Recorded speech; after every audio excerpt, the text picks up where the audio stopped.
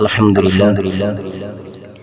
মহান আল্লাহ রাব্বুল আলামিনের দরবারে অসংখ্য অগণিত শুকরিয়া আদায় করি যে আল্লাহ রাব্বুল আলামিন দয়া করে, মায়া করে, মুহাব্বত করে, ভালোবেসে 10 মায়ের 10 সন্তানকে একত্রিত হয়ে জুড়ে মিলে বসার মতো যে আল্লাহ সুযোগ করে দিলেন, সে আল্লাহ পাকের দরবারে প্রাণ খুলে অন্তরস্থল থেকে কালিমাত শুকর আদায় করি। সকলে একযোগে বলি আলহামদুলিল্লাহ। মহান আল্লাহ পাকের দরবারে আরো শুকর যে আল্লাহ রাব্বুল আলামিন জমাদিউস সানি মাসের আজকে চতুর্থ জুমা, শেষ জুমায় আমাদেরকে উপস্থিত করে দিলেন। আল্লাহ পাকের দরবারে আরেকবার কালিমাত শুকর আদায় করে আলহামদুলিল্লাহ।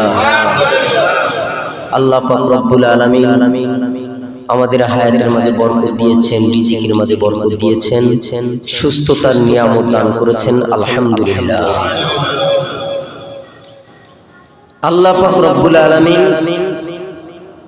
পবিত্র কোরআনুল কারীমের ইরশাদ করে দিয়েছেন যে আমরা যেই প্যারা হাবিব মুহাম্মদ সাল্লাল্লাহু আলাইহি ওয়াসাল্লাম তাকে কেন্দ্র করে ভুবন সৃষ্টি হয়েছে, সেই নবীর শানে আমাদের মুহাব্বতের সাথে দুরূদ পড়তে হবে, ঠিক কিনা?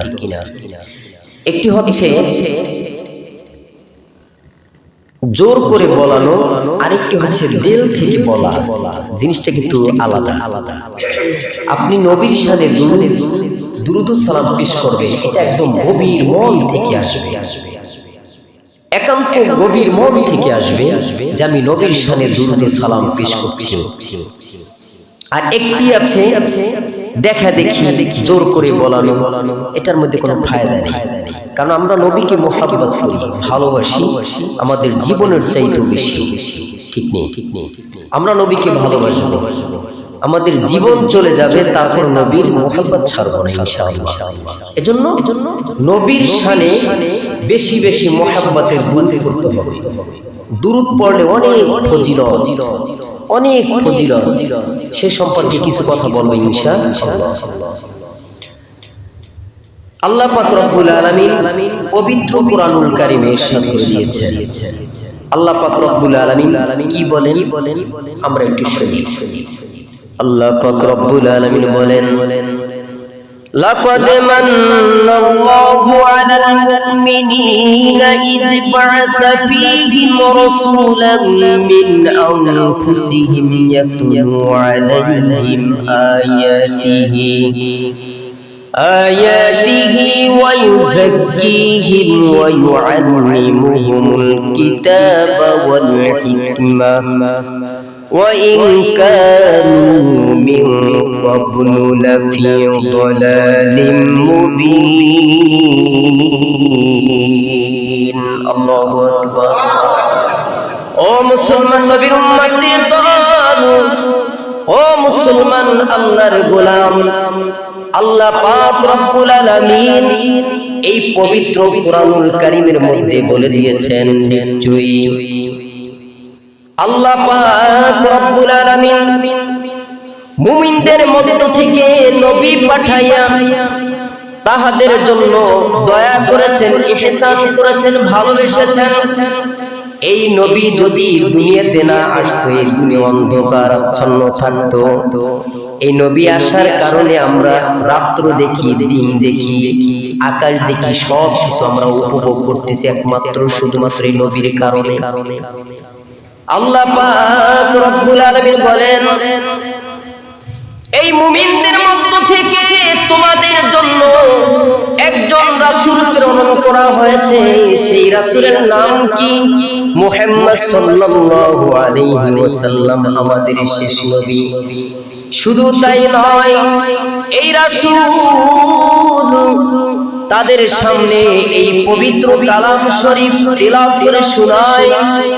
এই পবিত্র কোরআন তাদেরকে তেলাওয়াত করে শোনায় এবং তাদেরকে আল্লাহর রাসূল পবিত্র করেন এবং তাদেরকে তালিম দেয় কোরআন এবং সুন্নাহর। সুবহানাল্লাহ। ভাইরা আমার, বন্ধুরা আমার, আল্লাহর নবী তাদেরকে কোরআন এবং সুন্নাতের ট্রেনিং দেয়, শিক্ষা দেয়। ও অথচ তারা পূর্ব থেকে গোমরাহির মধ্যে নিমজ্জিত ছিল। আল্লাহর রাসূল দাওয়াত দিয়েছেন, তারপরও অনেক ঈমান এনেছে, অনেক ঈমান আনেন নাই, কিন্তু রাসূল দাওয়াতের কাজ বন্ধ করেন নাই, ঠিক কিনা?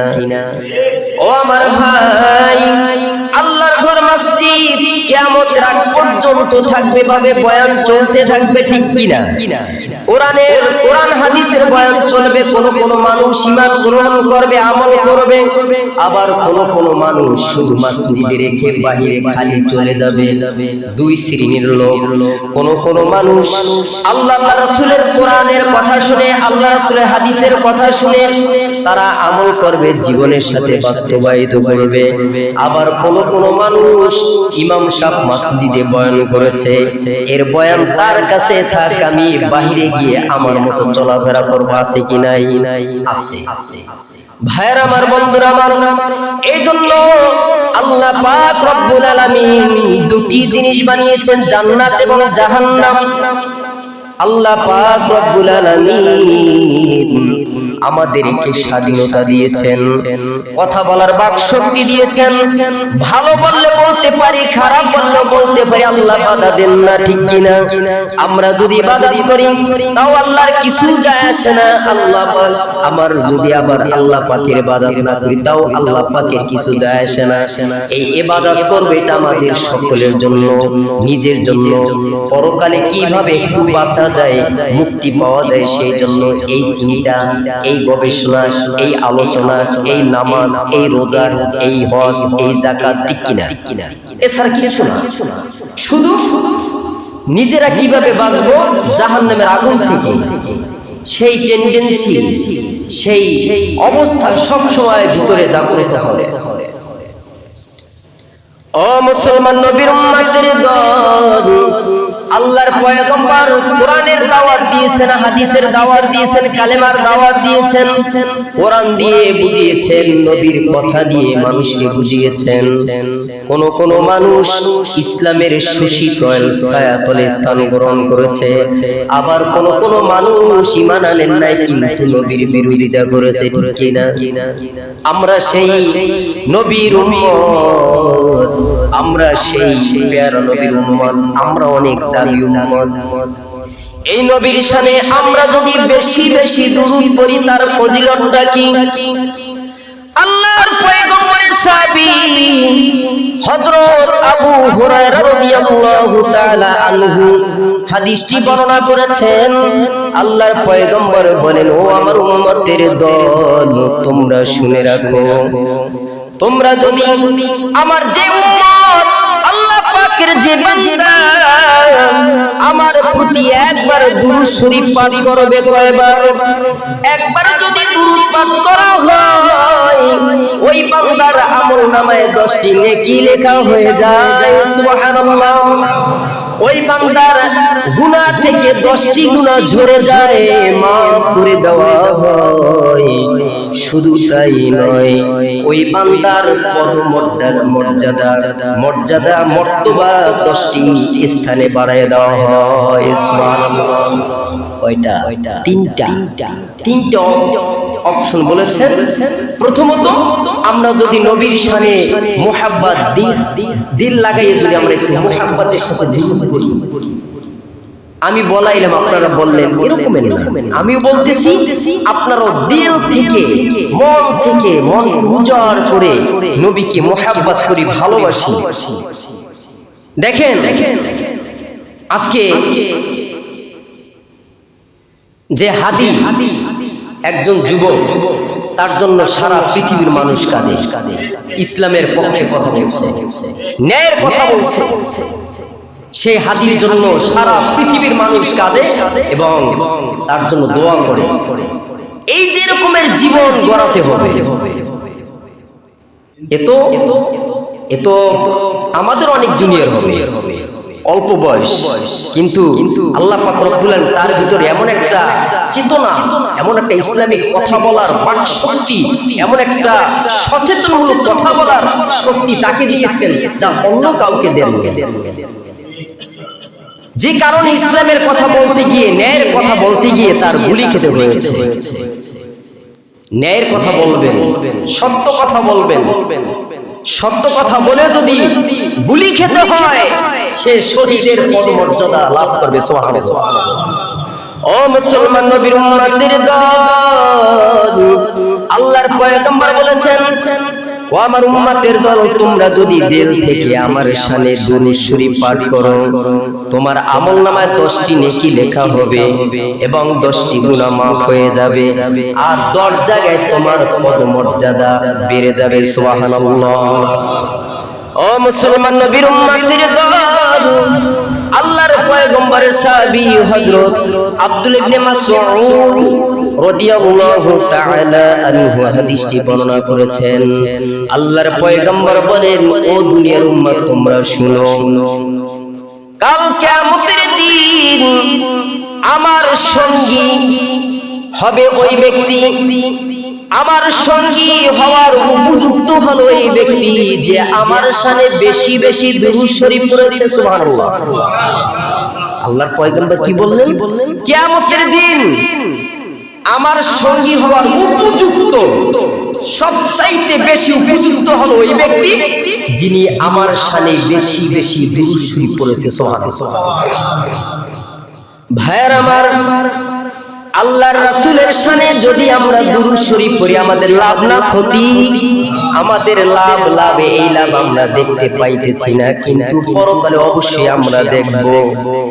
এই প্যারা নবী আপনাকে আমাকে শাফায়াত না করে জান্নাতে যাবেন না। আমাদেরকে জান্নাতে নিয়ে গরিব যারা আছেন, আল্লাহর রাসূলের খাঁটি প্রেমিক উম্মত যারা আছে, তাদেরকে নিয়ে আল্লাহর রাসূল জান্নাতে যাবেন। চিল্লায়ে বলুন সুবহানাল্লাহ। এখন আমরা নবীর সঙ্গী হতে চাই। সঙ্গী হতে চাইলে আমাদের কি করণীয়? আমাদের বেশি বেশি দুরূদ শরীফ পড়তে হবে নবীর শানে। কি করতে হবে? দুরূদ শরীফ পড়তে হবে, মন লাগাইয়া দিলকে নরম করে রাসূলের শানে দুরূদ পড়তে হবে। দেখেন যে দুরূদ না পড়লে আমাদের ইবাদত বندگی কবুল হয় না। ঠিক নেই?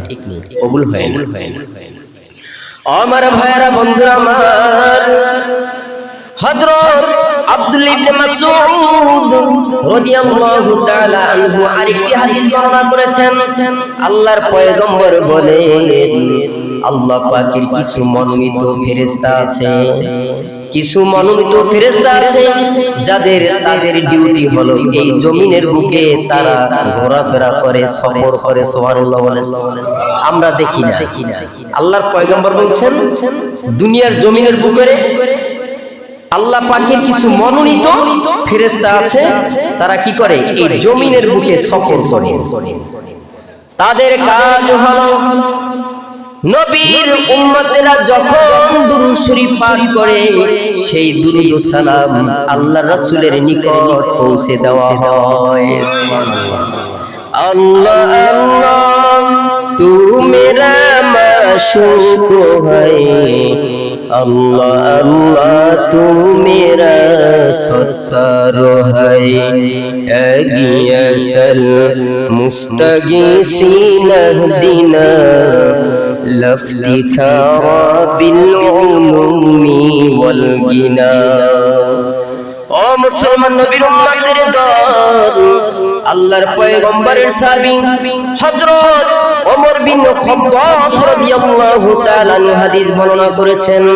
আল্লাহর পয়গম্বর বলেন, ও আমার উম্মতেরা, তোমরা শুনো, বান্দার দোয়া মুনাজাত আসমান এবং জমিনের মাঝখানে ঝুলন্ত অবস্থায় থাকে, যতক্ষণ পর্যন্ত না আমার নবীর শানে দুরূদ পড়বে।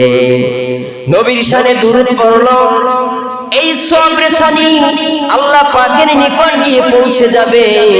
আর বান্দা ইবাদত করলো, দুরূদ পড়লো না, ওই সবরে ছানি এই আসমান এবং জমিনের মধ্যস্থলে ঝুলন্ত অবস্থায় থাকে।